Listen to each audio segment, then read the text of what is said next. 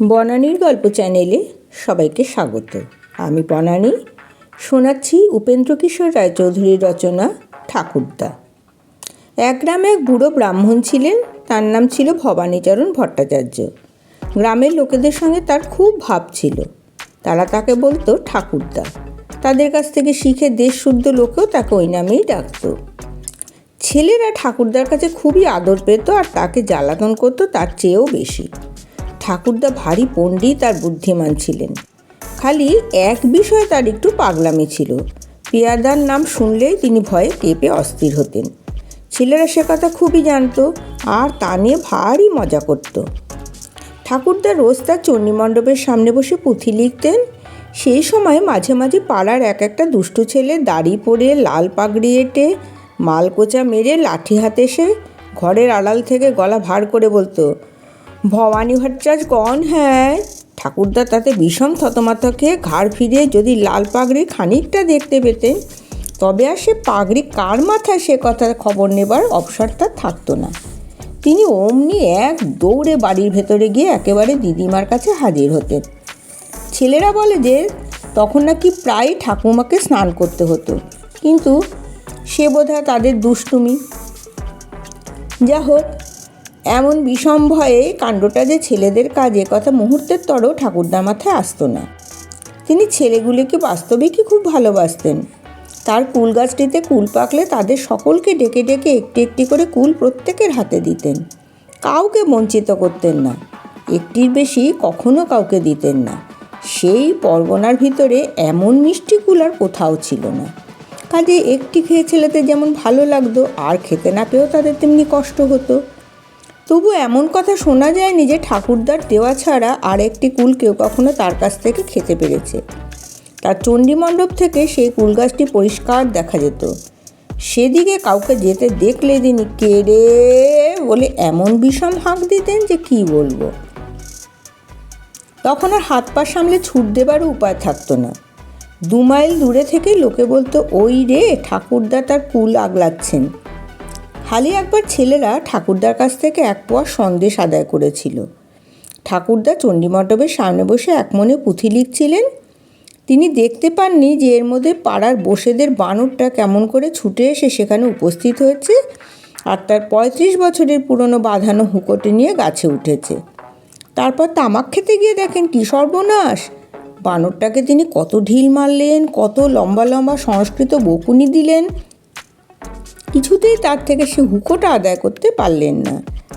লাভের মধ্যে সেবাটা তাকে গোটা 10 ভেঙচি মেরে হুঁকো শুদ্ধ পাশের বাড়ির আমবাগানে চলে গেল। সেদিন ছেলেরা না থাকলে ঠাকুরদার আর হুঁকোর মুখ দেখার কোনো আশা ছিল না। তিনি তাদের সন্দেশ কবুল করে অনেক কষ্টে তাদের দিয়ে বানরের হাত থেকে হুঁকোটি আদায় করলেন। তারপর তিনি নিজে গিয়ে বেচু ময়রার দোকান থেকে তাদের জন্য 1 পোয়া সন্দেশ কিনে আনলেন। সে সন্দেশ খেয়ে নাকি তারা মুখ সিটকিয়েছিল। ঠাকুরদা তার কারণ জিজ্ঞাসা করলে তারা বলে সন্দেশ বড্ড মিষ্টি। ঠাকুরদা তখন খুব গম্ভীরভাবে মাথা নেড়ে বলেন, তাই তো, আমি জানতুম না তোমরা তেতো সন্দেশ খাও, আমি মিষ্টি সন্দেশই কিনে এনেছি।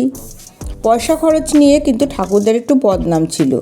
ওই যে হুঁকোর খাতিরে ছেলেদের 1 পোয়া সন্দেশ কিনে খাইয়েছিলেন, তাছাড়া আর তার জীবনে তিনি কখনো কাউকে কিছু কিনে খাওয়াননি। লোকে বলতো তার ঘরের ভিতরে 3 জালা টাকা পোতা আছে, কিন্তু তিনি নিজে এমনভাবে চলতেন যেন অনেক কষ্টে তার 2টি খাবার জোটে। সেও বুঝিবে একবেলা বই 2 বেলা নয়। একদিন দিদিমা ডাল রাঁধতে গিয়ে তাতে একটু বেশি ঘি দিয়ে ফেলেছিলেন। সেই অপরাধে নাকি ঠাকুরদা 2 মাস তার সঙ্গে কথা কননি। ছেলেরা তার সেই সন্দেশ খেয়ে অবধি তার উপর একটু চটেছিল। না চটবেই বা কেন, সেই হতভাগা বানরটার কাছ থেকে হুঁকো আদায় করতে গিয়ে তারা কম নাকাল হয়েছিল। 20 জন মিলে 3টি ঘন্টা ধরে তারা সেদিন কত গাছি বেয়েছে, কত ছুটোছুটি করেছে, কত কাদা লাগিয়েছে, কত বিছুটির ছাকা খেয়েছে। তার পুরস্কার হলো কিনা অমৃতরে 1 পোয়া সন্দেশ। তখন ছিল পুজোর সময়, কুমোরদের বাড়িতে অনেক ঠাকুর গড়া হচ্ছিল। তার তামাশা দেখবার জন্য তারা সকালে বিকালে ছেলেদের প্রায় সকলেই সেখানে যেত। সেইখানে তাদের একটা মস্ত মিটিং হলো, ঠাকুরদাকে জব্দ করতে হবে। তিনি যেমন সন্দেশ খাইয়েছেন তার হাতে দিয়ে বেশ কিছু টাকা খরচ করাতে পারলে তবে তার দুঃখটা মেটে। কিন্তু এমন লোকের পয়সা তো সহজে খরচ করানো যেতে পারে না। তার কি উপায় হতে পারে? কতজনে কত কথা বলতে লাগলো। কেউ বলল চলো ঠাকুরদার কুল গাছ কেটে ফেলি, কেউ বলল তার হুকোটা লুকিয়ে রাখি। কিন্তু এসব কথা কারুর পছন্দ হলো না। এমন কুল গাছটি কাটলে ভারী অন্যায় হবে। হুকো লুকিয়ে রাখলে তো শেষটা তাকে ফিরিয়ে না দিলে চলবে না। তাছাড়া এসব করলে তাকে আর টাকা খরচ করানো হলো কই? ঠাকুরদাকে ছেলেরা আসলে ভালোবাসত, না হোক তার লোকসান করাতে কারো ইচ্ছা ছিল না। কাজে এসব কথা সকলের অমত হলো। এমনভাবে দিয়ে তাকে টাকা রোজগার করাতে হবে যে সেটা তার ক্ষতির মধ্যে ধরা না যেতে পারে। ছেলেরা দেখলো কাজটি তেমন সোজা নয়। বুড়ো কুমোরের মধ্যে এসে বুদ্ধি জুগিয়ে না দিলে তাদের পক্ষে এর একটা মতলব ঠিক করাই ভার হতো। বুড়ো যুক্তি বলল সে ভারী চমৎকার। ছেলেরা তার কথা যার পর নেই খুশি হয়ে ঘরে চলে গেল। ঠিক হলো পরদিনই সেই কাজটি করতে হবে। রাত থাকতেই ঠাকুরদার ঘুম ভাঙে। তখন তিনি শুয়ে শুয়ে সুর ধরে শ্লোক আওড়ান। তারপর ভোর হওয়ার একটু আগে উঠে স্নান তর্পণ শেষে গিয়ে চণ্ডী মণ্ডপের সামনে বসেন।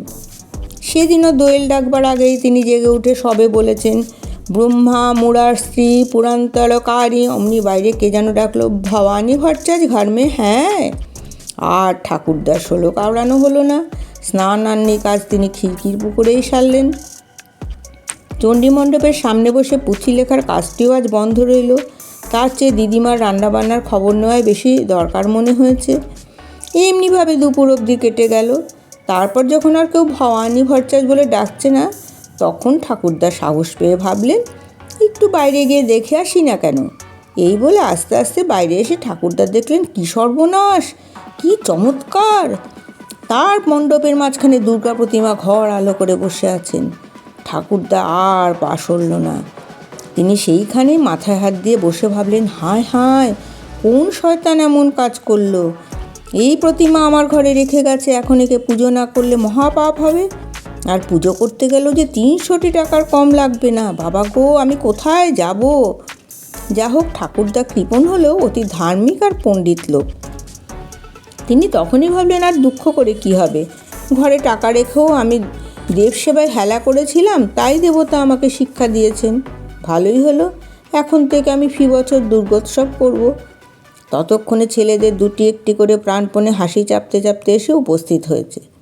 কাজটি তো তাদেরই। তারাই ঠাকুরদাকে পেয়াদার ভয় দেখিয়ে বাড়ির ভেতরে পাঠিয়ে সেই অবসরে প্রতিমাটিকে এনে মণ্ডপের ভিতরে রেখে গেছে। তাদের মুখের দিকে চেয়ে ঠাকুরদাও আর সে কথা বুঝতে বাকি রইল না। তখন তিনি বললেন, ভালোই করেছো দাদা, বুড়ো পাপির সুমতি জন্মিয়ে দিয়েছে। তোমরা বেঁচে থাকো। আমি খালি ভাবছি এত বড় ব্যাপার, আমার লোকজন কিছু নেই, আমি কুলোবো কী করে? ছেলেরা ভেবেছিল ঠাকুরদা লাঠি নিয়ে তাদের তাড়া করবেন। তার বদলে তিনি এমন কথা বলবেন তা তারা মোটেই ভাবেনি। তারা তাতে ভারী খুশি হয়ে বলল, তার জন্য চিন্তা কি ঠাকুরদা, আমরা সব ঠিক করে দিচ্ছি, আপনি শুধু বসে বসে হুকুম দিন। অমনি ঠাকুরদা মুখ ভরে হাসি ফুটে উঠল। তার চোখ দুটি বুজে এলো। ছেলেদের মাথায় হাত বুলিয়ে গাল টিপে নাকে কানে চিমটি কেটে তিনি তাদের বিদায় করলেন। এবারে ঠাকুরদা যে সন্দেশ এনেছিলেন তা খেয়ে আর কারো নাক সিটকাতে হয়নি।